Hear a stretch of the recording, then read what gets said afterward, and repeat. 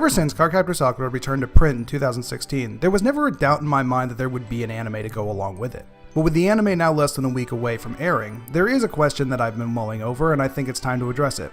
That question is, what timeline is the anime going to follow? That seems like an obvious answer, but when you remember the history of the series, it becomes a bit more complicated.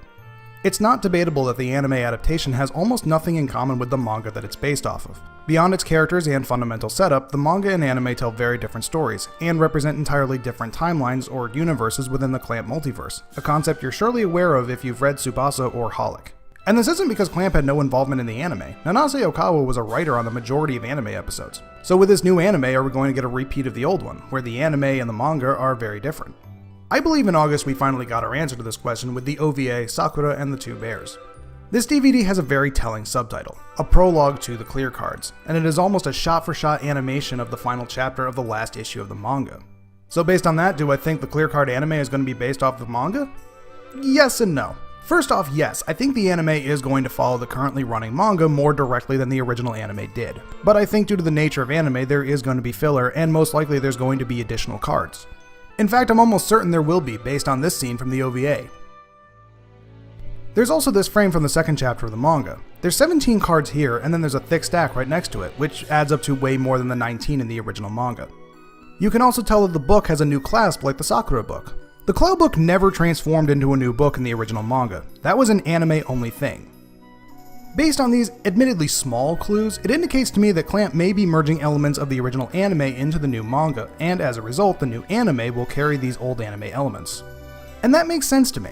Ultimately, after 20 years, Sakura is probably better known for its anime than its manga, just in looks alone. The marketing largely uses anime graphics and art, the toys are all based off the anime. It makes sense that they'll bring elements into the new manga as a very soft retcon. So to sum it up, where does that leave us going forward in terms of timelines and universes of Cardcaptor Sakura? For me, I define it as 3 timelines.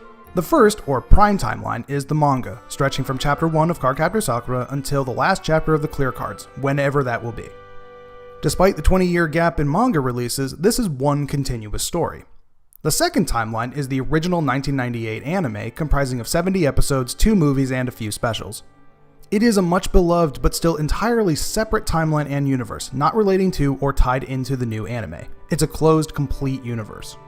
The new anime coming in January 2018 will be a third timeline. In a weird way, it's a sequel to an anime that we never got. That is to say, an anime that's more faithful to the original manga. Which is actually what I thought we were going to get when they announced a new Sakura project would be coming, before the clear card manga was announced. I thought maybe for the anniversary we were going to get a Sailor Moon Crystal style reanimation of the original manga, and while I certainly would have loved that, I'm also very happy with what we got instead.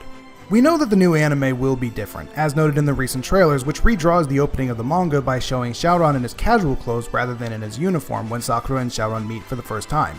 And that's a very big change because it implies that the story of the whole first episode will have to run differently to account for this. Does this mean the episode will diverge greatly? Probably not. Does it mean I could be entirely wrong and the anime will be a sequel of the original anime and the story will be bent to fit it? Will we see more anime-only elements like Mei Ling make a return? I mean, I guess that's possible, and if you've been watching my videos, I've been pretty bad at predicting things. But in January 2018, we will finally find out if I'm right or not. I'm excited, and I'm sure you are too. Until then, thanks for watching.